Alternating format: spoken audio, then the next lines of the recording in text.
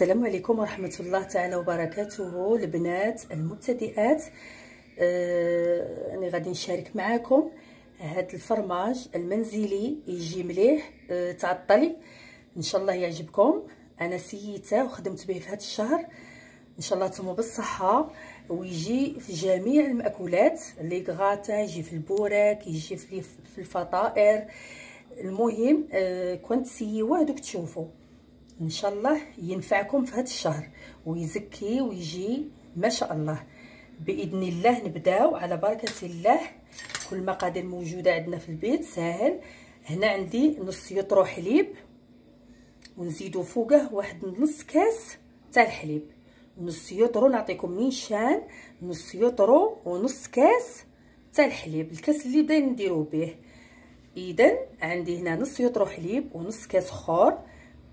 هنايا اللي عندها تاع البقره يجي احسن في البنه، يجي كتر بنين. وانايا نديرها هي تاع الشكاره، هذيك تاع الشكاره الصفراء، وهكذاك ويجي مليح.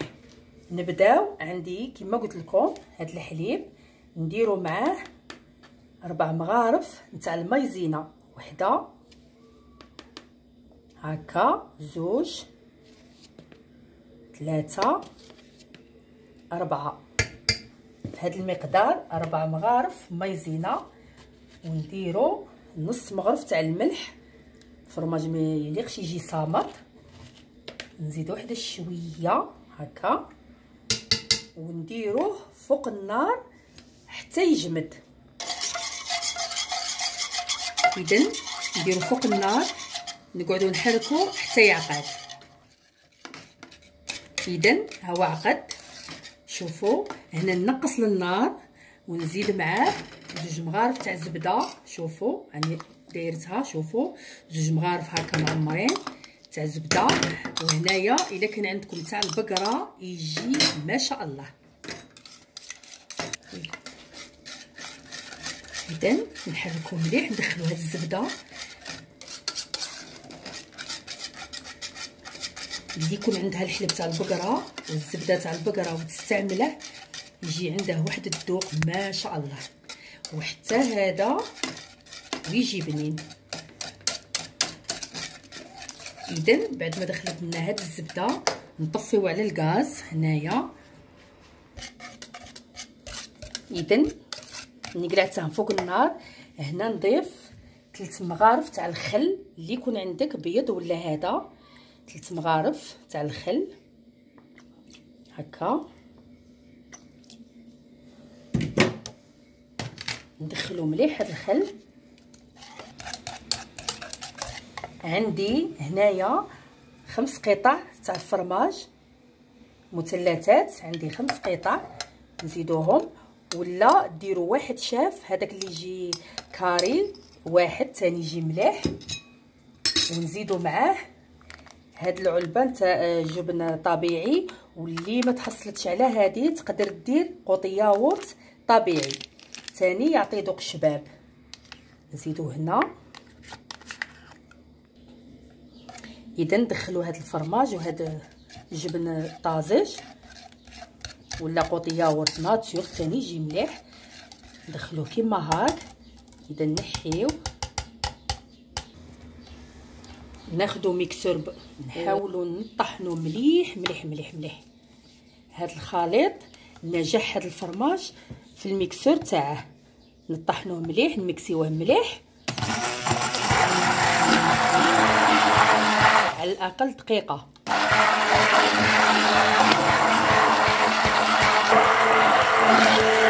اذا حنا طحناه مليح. نلمو هاد الجوانب هادو كاع باش يتميكساو كيلصق لنا هكا. هنايا غادي نزيد 4 مغارف نتاع الزيت هكا حساب. في هذا القوام هذا كما نقولوا مقادير مضبوطه.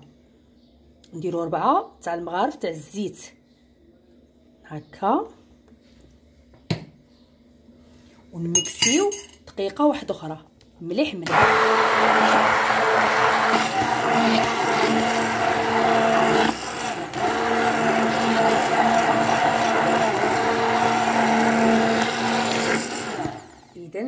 القوام تاعه. شوفوا كيفاش يجي، واحد الريحه ما شاء الله.